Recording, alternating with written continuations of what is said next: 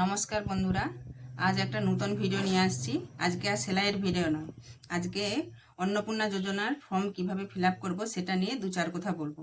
এই ফর্মটা আমাদের নতুন সরকার গঠন হয়ে যে অন্নপূর্ণা যোজনার ফর্ম ফিল আপের কথা বলছেন, এই ফর্মটা হাতে আসার আগে আমিও খুব বিভ্রান্ত হয়েছিলাম। আর এটা নিয়ে সবার মুখেই এখন চর্চা, তাই এটা কিভাবে ফিল আপ করতে হয় আমি একটু দেখে নেব। এখানে লেখা আছে অন্নপূর্ণা যোজনা পারিবারিক তথ্য সংগ্রহের ফর্ম। তারপর এইখানে প্রতিটি বিভাগের টিক ও চেকবক্সের বিকল্প ও নির্দেশাবলী রয়েছে। প্রতিটি চেকবক্স ও ক্ষেত্র পরিষ্কারভাবে চিহ্নিত করা হয়েছে। আবেদনকারী ও যাচাইকারী কর্মকর্তাদের জন্য প্রয়োজনীয় নির্দেশাবলী প্রদান করা হয়েছে। প্রতিটি বিভাগ পূরণ করা বাধ্যতামূলক। এখানে বলছে প্রতিটা যে ঘর আছে সেগুলো প্রতিটাই ফিল আপ করতে হবে। এবার আমরা দেখে নিই এখানে বিভাগ ক্ষেত্র, এখানে বিকল্প আর নির্দেশনাবলী।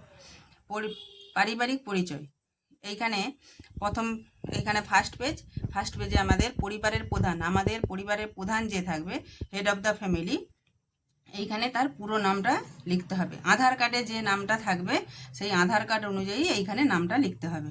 তারপরে তার জন্ম তারিখ, এইখানে দিন মাস বছর ঠিকভাবে উল্লেখ করতে হবে। পরিবারের প্রধান যে, সেটা পুরুষ না মহিলা সেটা লিখতে হবে। তারপর এইখানে তার আধার নাম্বারটা এখানে লিখতে হবে। আর ডিজিটাল রেশন কার্ড, পারিবারিক যদি থাকে, এখন তো প্রায় ডিজিটাল রেশন কার্ডের এখানে উল্লেখ করতে হবে। পরিবারের সদস্য সংখ্যা যতজন হবে, সে 2জন হোক 4জন হোক, এইখানে লিখতে হবে। এবার এইখানে ঠিকানা, এইখানে স্থায়ী ঠিকানা, আমরা যে ঠিকানায় বসবাস করছি সেই ঠিকানা এইখানে ভালো করে লিখতে হবে। এবার একটা যোগাযোগ নাম্বার চাই, সেই জন্য এইখানে যে নাম্বারটা সবসময় চালু থাকবে সেই ফোন নাম্বারটা এইখানে দিয়ে দিতে হবে। এইটা প্রথম আমাদের পরিবারের প্রধান যে, তার কলম হয়ে গেল। এবার এইখানে লেখা আছে নাম, জন্ম তারিখ, লিঙ্গ, পরিবারের প্রধানের সঙ্গে সম্পর্ক ও আধার নাম্বার পরিবারের সকল সদস্যের। এইখানে পরিবারের প্রধান, হেড অফ দ্য ফ্যামিলি এইখানে লেখা আছে। এইখানে সে যদি লক্ষ্মীর ভাণ্ডার পেত, আগে যেসব মেয়েরা লক্ষ্মীর ভাণ্ডার পেত, একমাত্র সেই সব মহিলারাই এই ফর্মটা ফিল আপ করতে পারবে অন্নপূর্ণা যোজনার জন্য। সেই জন্য সে মহিলা যদি হয় পরিবারের প্রধান, তাহলে এইখানে তার নাম, জন্ম তারিখ, লিঙ্গ, পরিবারের প্রধানের সঙ্গে সম্পর্ক, সে যদি নিজেই হয় তাহলে পারে এইখানে সম্পর্কটা কিছু সে নিজ বলে লিখে দিতে হবে। আধার নাম্বারটা লিখে দিতে হবে। আর সে যদি এইখানে অন্নপূর্ণা যোজনার জন্য যদি আবেদন করা হয়, তাহলে এইখানটায় হ্যাঁ লিখতে হবে, হ্যাঁতে টিক দিতে হবে। তারপরে দ্বিতীয় সদস্য, এই একইভাবে দ্বিতীয় সদস্যের নাম লিখব। এবার 2 নম্বর পেজে চলে যাব। 2 নম্বর পেজেও ওই রকম সবার নাম, জন্ম তারিখ, লিঙ্গ এইভাবে সব লিখে দেব। আর সেও যদি অন্নপূর্ণা যোজনার যদি প্রাপ্য হয়, তাহলে সেইখানেও হ্যাঁ লিখবো। যদি না থাকে তাহলে কিছু এইখানে টিকমার্ক দেওয়ার দরকার নেই। এবার 2 নম্বর পেজে আর একটা 10 নম্বর কলম আছে, পরিবারের প্রধান ও পরিবারের সকল প্রাপ্তবয়স্ক সদস্যের ব্যাংক অ্যাকাউন্ট নগদ অর্থ স্থানান্তরের জন্য। এইখানে আমাদের যে ব্যাংকে টাকা ট্রান্সফার হবে, সেই ব্যাংকের হেড অফ দ্য ফ্যামিলি যে হবে, যে প্রধান পরিবারের, তার এখানে ব্যাংকের অ্যাকাউন্ট, কোন ব্যাংক সেটা দিতে হবে। ধরুন SBI ব্যাংক, এইখানে SBI দিলাম। অ্যাকাউন্ট নাম্বার এইখানটায় দিতে হবে। IFSC কোড এইখানটায় দিয়ে দিতে হবে। সেটা যেন এইখানে লেখা আছে ডিবিটি লিঙ্ক যেন করা থাকে। ডিবিটি লিঙ্ক না হলে টাকা ঢুকবে না, এর জন্য ডিবিটি লিঙ্কটা আগে চেক করে তারপরে সেই অ্যাকাউন্টটা দেবেন। এবার পরের পর এইখানে 1 2 3 4 করে আছে, পরের পর সদস্যের এইগুলো দিয়ে দেব। 3 নম্বর পেজে এখানে 11 নম্বর প্রশ্ন হচ্ছে এপিক নাম্বার HOF এবং সকল প্রাপ্তবয়স্কের ভোটার তালিকা অনুযায়ী নাম্বার। এইখানে ভোটার তালিকা অনুযায়ী আগে হেড অফ দ্য ফ্যামিলি যে, তার আগে দেবো। বিধানসভার ক্ষেত্রে আমাদের যেমন এইখানে বিধানসভা হচ্ছে 230 নম্বর, অংশ নম্বর 198, আমরা এটা দিলাম। এবার এইখানে সদস্যর 1 2 করে যে এপিক নাম্বারটা যে আছে, এপিক নাম্বারটা এইখানে ভোটার কার্ডেই দেখবেন সামনের দিকেই আছে, XUN তারপরে ডট ডট দিয়ে 444 এরকম একটা কিছু হয়, সেগুলো দিয়ে দিতে হবে। আর এইখানে বিধানসভার ক্ষেত্র ও অংশ নম্বর এইগুলো পরের পর এইগুলো দিয়ে দেবো। এবার বিভাগ, এবার আমরা সাধারণ ভাষায় যেটা কাস্ট বললে সবাই বুঝি, সেটা আমরা কি অসংরক্ষিত, মানে জেনারেল কাস্ট যারা, তারা এইটাই টিক দেবেন। আর তফসিল জাতি হলে তারা এইটাতে SC যারা, এইটাতে টিক দিবেন। যে যেটা SC ST সবই আছে, OBC যে যেটা সেটাতে টিক দিবেন। এবং তার যে সার্টিফিকেট আছে, জাতিগত যে একটা সার্টিফিকেট হয়, সেটাও একটু এইখানে শংসাপত্র যে জমা করতে হবে। আর রেশন কার্ড আপনারা কি ডিজিটাল রেশন কার্ড আছে? আমাদের ডিজিটাল রেশন কার্ড সবারই প্রায়, আর সেই জায়গায় আমি হ্যাঁ দিয়ে দেব। যদি হয় আধার কার্ডের ধরন, এবার বিভিন্ন ধরনের আছে, AAY, PHH, SPHH, এবার যার যেটা সেটা টিক মার্ক দিয়ে দেব। পরিবারের রেশন দোকানে থেকে মাসিক রেশন তুলছে কিনা সেটা জেনে নিচ্ছি। প্রতি মাসে তুলছে কিনা, হ্যাঁ হলে প্রায় হ্যাঁই হবে, এখানে টিক দিয়ে দেবো। এবার সম্পদ, বাড়ির ধরন এখানে জানতে চাইছে, বাড়ির ধরন কি, আপনার বাড়িতে কি 3 বা তার বেশি পাকা ঘর আছে? এবার যদি হ্যাঁ হয় তাহলে হ্যাঁ দেবো, আমাদের নেই সেই জন্য আমি এখানে না দিয়ে দেবো। পারিবারিক জমির মালিকানা, আপনি কি আপনার জমি আছে কিনা সেটা এখানে জানতে চাইছে। এবার আপনাদের যদি জমি থাকে তাহলে যে হ্যাঁ দিয়ে দেবেন, আর যদি না থাকে তাহলে এখানে না দেবেন। যদি হ্যাঁ থাকে তাহলে এখানে জমির রেকর্ড কপি এর সঙ্গে দিতে হবে। এবার পরের পেজে আমি 4 নম্বর পেজে চলে যাব। এবার এইভাবেই পরিবারের সকল সদস্য মোট জমির পরিমাণটা এখানে কত শতক সেটা একটু দিয়ে দেবো। এবার এইখানে আছে 4 নম্বর, যানবাহন, আপনি পরিবারের কোনো সদস্য কি অবাণিজ্যিক মোটর চালিত 4 চাকার গাড়ি আছে? আমাদের বাড়িতে যদি কারো 4 চাকার গাড়ি থাকে তাহলে এইখানে হ্যাঁ করব, যদি না থাকে তাহলে এখানে না করে দেবো। আর যদি হ্যাঁ থাকে তাহলে এইখানে গাড়ির রেজিস্ট্রেশন নাম্বার আর এইটা গাড়িটা কি উল্লেখ করতে হবে। তারপরের প্রশ্ন হচ্ছে পরিবার ভিত্তিক সদস্যের স্বাস্থ্য বীমা আছে কিনা। এইখানে যদি আমরা স্বাস্থ্য বীমা যদি থাকে তাহলে আমরা এখানে হ্যাঁ করব, আর যদি না থাকে, বেসরকারিভাবে যদি না থাকে তাহলে পরে আমরা এখানে না করে দেব। এবার আয় বা পেশা, কোনো সদস্য কি আয়কর বা পেশাগত কর প্রদান করে? আমাদের বেশি যে প্রদান করে, যে কর দিবে তার হ্যাঁ হবে, আর যে দেবে না তার না। আমাদের কর দেওয়া হয়নি তাই না করে দেব। পরিবারের সদস্যের প্যান কার্ড, আমাদের প্যান কার্ড যদি থাকে, আমাদের প্রায় মানুষেরই এখন প্যান কার্ড আছে, যদি হ্যাঁ হয় তাহলে এইখানে প্যান কার্ডের নাম্বারটা উল্লেখ করতে হবে। যে হেড অফ দ্য ফ্যামিলি, প্রথমে হেড অফ দ্য ফ্যামিলির প্যান কার্ডের নাম, প্যান নাম্বার দিতে হবে। তারপর যে বাকি সদস্য আছে সেই সদস্যদের একের পর এক দিয়ে দিতে হবে। এবার আমি 5 নম্বর পেজে চলে এলাম। এইটা কর্মসংস্থানের ধরন।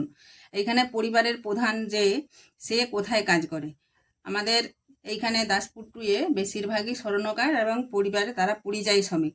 এইখানে দেখুন সরকারি ক্ষেত্র, বেসরকারি ক্ষেত্র, সংগঠিত অসংগঠিত সময়ের কর্মরত, বিভিন্ন পরিযায়ী শ্রমিক, বেকার, অন্যান্য সবাই আছে। এইখানে আমাদের পরিযায়ী শ্রমিক আছে, সেই জন্য আমি এইখানে পরিযায়ী শ্রমিক করে দেব। এবার দ্বিতীয় ক্ষেত্রে কেউ যদি হয় যে তাদের বাড়ির লোক, এবার যদি কেউ হাউস ওয়াইফ, যদি গৃহবধূ হয় তাহলে অন্যান্যর জায়গায় এইখানে হাউস ওয়াইফ বা গৃহবধূ লিখে দিলেই হবে। পরের পর যেগুলো হবে সেইগুলো করে দেব, পরের পর সদস্যের এগুলো ফিল আপ করে দেবো। এবার আমি 6 নম্বর পেজে চলে আসবো। 6 নম্বর পেজেও প্রথমে ওইগুলোই ফিল আপ করে দিতে হবে। তারপর এইখানে বলছে পরিবারের শিক্ষিত প্রাপ্তবয়স্ক সদস্যের সংখ্যা এবং পরিবারের অশিক্ষিত প্রাপ্তবয়স্ক সদস্যের সংখ্যা। এইখানে আমাদের পরিবারে যতজন পড়াশোনা জানে তাদের আগে লিখে নেব শিক্ষিত প্রাপ্তবয়স্কদের সংখ্যা। প্রাপ্তবয়স্ক বলতে 18 থেকে 60-এর মধ্যে যেসব পড়াশোনা জানে তাদের কথা এইখানে লিখে দেবো। আর যারা পড়াশোনা জানে না ওই বয়সের মধ্যে তাদের সংখ্যা এখানে লিখে দেবো। এবার পরিবারের প্রধান যদি সে শিক্ষিত হয় তাহলে শিক্ষিত টিক দেবো, এবং শিক্ষাগত যোগ্যতাগত সেটা এইখানটায় লিখে দেবো। তারপর দ্বিতীয় নম্বর যে থাকবে সে শিক্ষিত, যদি শিক্ষিত হয় শিক্ষিত লিখবো, শিক্ষাগত যোগ্যতা যদি না, সে যদি অশিক্ষিত হয় তাহলে অশিক্ষিত লিখে, তাহলে শিক্ষাগত যোগ্যতা এটা লেখার দরকার নেই। এবার এইভাবে পরের পর এগুলো লিখে দেবো। তারপর 7 নম্বর পেজে চলে আসবো। 7 নম্বর পেজে আছে কোনো সদস্য কি কোনো সাংবিধানিক পদ, মন্ত্রী, সংসদ, এই সবগুলো, এই পদে কেউ আছে কিনা সেটা জানো, আমাদের কেউ নেই সেই জন্য আমরা না করে। যদি আপনাদের কেউ করে থাকে তাহলে এইখানে হ্যাঁ হবে। আর তারপরের প্রশ্ন, কোনো সদস্য কি সরকারি পেনশনভোগী? যদি হ্যাঁ হয় তাহলে হ্যাঁ করবেন, যদি না হয় তাহলে কিছু করার জন্য, যদি যিনি সরকারি পেনশনভোগী তাহলে কি সদস্য সেটা এইখানে উল্লেখ করতে বলছে। আমাদের কেউ নেই সেজন্য আমরা না করে দেব। কোনো সদস্য কি জিএসটির অধীনে নিবন্ধিত আছেন? যদি হ্যাঁ হয় তাহলে হ্যাঁ করবেন, যদি না হয় তাহলে না করে দেবেন। পরিবারের মোট বার্ষিক আয় কত সেটা লিখতে হবে এইখানে। এইখানে মিনিমাম 72,000 লিখতে হয়। এবার এটা সর্বোচ্চ কত, যার যেরকম ইনকাম সেটা করে দেবেন। আমাদের এইখানে 72,000 আমি লিখে দেবো। এবার সিসিএ আবেদনের বর্তমান অবস্থা যদি থাকে, এখানে সিসিএ বলতে সিসিএ এর বাংলা অর্থ নাগরিকত্ব সংশোধন আইন। এইখানে বাইরে থেকে যারা এসে নাগরিকত্ব পেয়েছে তাদের জন্য এইটা ফিল আপ করতে হবে। এবার চলে যাব 8 নম্বর পেজে।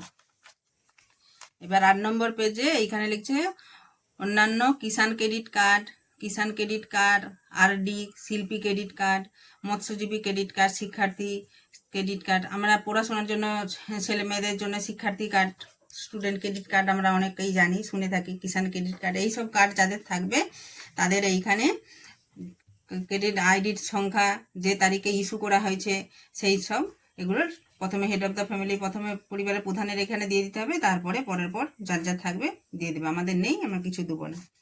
এরপর লেখা আছে যে এসআইআর এ নাম যদি কারো, এসআইআর এ যদি কারো নাম বাদ পড়ে থাকে তাহলে, আর বাদ চলে গেছে কিনা সেটার জন্য এইখানে লিখতে হবে। যদি হয় তাহলে পারে, যদি হ্যাঁ দিতে হবে, যদি হয় বাদ যদি চলে যায়, আর যদি না হয় তাহলে এইখানে প্রযোজ্য নয় বলে দিয়ে দিতে হবে। আমাদের কারো বাদ যায়নি, সেজন্য আমি প্রযোজ্য নয় করে দেবো।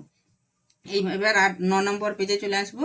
এবার এইভাবেই এটা করতে হবে। 9 নম্বর পেজে আছে বিদ্যালয়ে অধ্যয়নরত পরিবারের সকল শিশুর কর। আমাদের ছেলেমেয়েরা কোন স্কুলে পড়াশোনা করছে সেইটা লিখতে বলছে। শিশু থাকলে পারে, এবারে শিশুর নাম, এইখানে সদস্য সংখ্যা, শিশুর নাম লিখে দেবো এইখানে।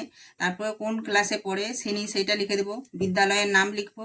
আর ধরনটা এইখানে বলছে সরকারি স্কুলে না বেসরকারি স্কুলে না স্বীকৃতি মাদ্রাসায় না অন্যান্য মাদ্রাসায়, কোনটা কাদের স্কুল, কে কোন স্কুলে পড়ে সেটা এইখানে লিখে দেবো। এখানে টিক মার্ক দিয়ে দেবো, পরের পর এইখানে একই রকমভাবে দেবো।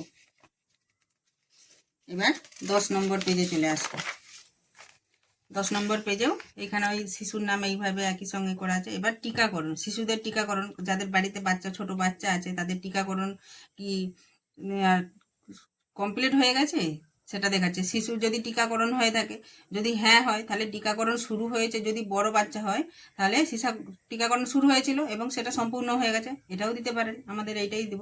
আর যদি না, ছোট বাচ্চা যাদের থাকে তাহলে টিকাকরণ এখনো শুরু হয়েছে কিন্তু সম্পূর্ণ হয়নি, এইভাবে লিখে দিলে। এবার এইখানে তারিখটা কি দেওয়া আছে, টিকাকরণ না নেওয়ার কারণ যদি না নেওয়া থাকে সেটা, বা শেষ তারিখটা এখানে দিয়ে দিতে হবে। এবার সরকারি প্রকল্পের আওতার সুবিধা, আপনি কি কোনো সরকারি প্রকল্পের সুবিধা বা ডিবিটি মাধ্যমে পাচ্ছেন, সেটা এবার হ্যাঁ কি না সেটা বলতে হবে। আমরা যেমন লক্ষ্মীর ভাণ্ডার পাই, এবার পরের পর এখানে প্রধান, পরিবারের প্রধান যে থাকবে সে যদি কৃষক বন্ধু পায়, এখানে 1 2 করে দিতে হবে। তাহলে এখানে কৃষক বন্ধু যদি পায় তাহলে কৃষক বন্ধু দিয়ে এখানে কৃষক বন্ধু লিখে দেবো। এইখানে লেখা আছে প্রত্যাহার করতে চান, এইখানে কিন্তু টিক মার্ক দেওয়া যাবে না। যদি প্রত্যাহার করতে চান, বাতিল করতে চান, তবেই এইখানে টিক দেবেন। এইটা কিন্তু খুব দেখে কাজটা করতে হবে। তারপর 2 নম্বরে প্রকল্পের নাম, এইখানে যে আমরা যে লক্ষ্মীর ভাণ্ডার পাই সেই জন্য এইখানে লিখে দেবো লক্ষ্মীর ভাণ্ডার পাই, লক্ষ্মীর ভাণ্ডার লিখে দেবো। এবার কারো বাড়িতে যদি বৃদ্ধ থাকে, সে যদি ভাতা পেয়ে থাকে, বিধবা ভাতা, তাহলে 3য় নম্বরে এইখানে বিধবা ভাতা লিখে দেবো। পরের পর এরকম কলম আছে সেটা আমি লিখে দেবো। এই 11 পাতা এইভাবেই কমপ্লিট করে দেবো। এরপরে আমি চলে যাব 12 পাতায়। 12 পাতাতেও একইভাবে পরের পরে যে 4 নম্বর 5 নম্বর সব ঘর আছে ওইভাবেই লিখে দেবো, যার যটা সেটা। এবার এইখানে লেখা আছে বাদ দেওয়া ঘোষণা ও সম্মতি। এইখানে যদি কারো বাদ দেওয়া হয় তার জন্য, এই কেউ যদি বাদ দিতে চায় তবে এইটা পূরণ করতে হবে, নাহলে কোনটা পূরণ করা, এইখানটা পূরণ করার দরকার নেই। এবার লেখা আছে ঘোষণা ও সম্মতি। মর্মে ঘোষণা করছি যে ওপরে প্রদত্ত তথ্য আমার জ্ঞান ও বিশ্বাস অনুযায়ী, তাহলে এইখানে সম্মত দিতে হবে। এইখানে সম্মত লেখা আছে, এইখানে টিক দিতে হবে। এবার এইখানে 13 নম্বর পেজে চলে আসবো। এইখানে সত্য বিভাগ ক্ষেত্র লেখা আছে, সত্য এবং প্রযোজ্য ক্ষেত্রে আমি সকল সহায়ক নথি প্রদান করিতেছি এবং উপরে উল্লেখিত কোনো মানদণ্ড বাদ দিইনি। আমি অবগত যে আমার প্রদত্ত কোনো তথ্য মিথ্যা প্রমাণিত হলে আমার সামাজিক সুরক্ষা সংক্রান্ত সুবিধাসমূহ বন্ধ হয়ে যেতে পারে। এবার এইখানে কি বলছে যে এই সব তথ্য যদি আপনি ভুল দেন তাহলে পারে এটা বন্ধ হয়ে যাবে, সেই জন্য সঠিকটাই দেওয়ার চেষ্টা করবেন। না দেবেন ঠিক আছে, কিন্তু যেটা দেবেন সেটা সঠিক দেবেন। এবার এইখানটা একটা নিজের সই দিয়ে দিতে হবে। আর এইখানে কি লেখা আছে, শুধুমাত্র সরকারি ব্যবহারের জন্য। এই 13 নম্বর পৃষ্ঠাতে শুধু এইখানটায় সই করতে হবে, আর এইটা অফিস ব্যবহারের জন্য, অফিস সেইখানে তার ব্যবহার করবে। নমস্কার।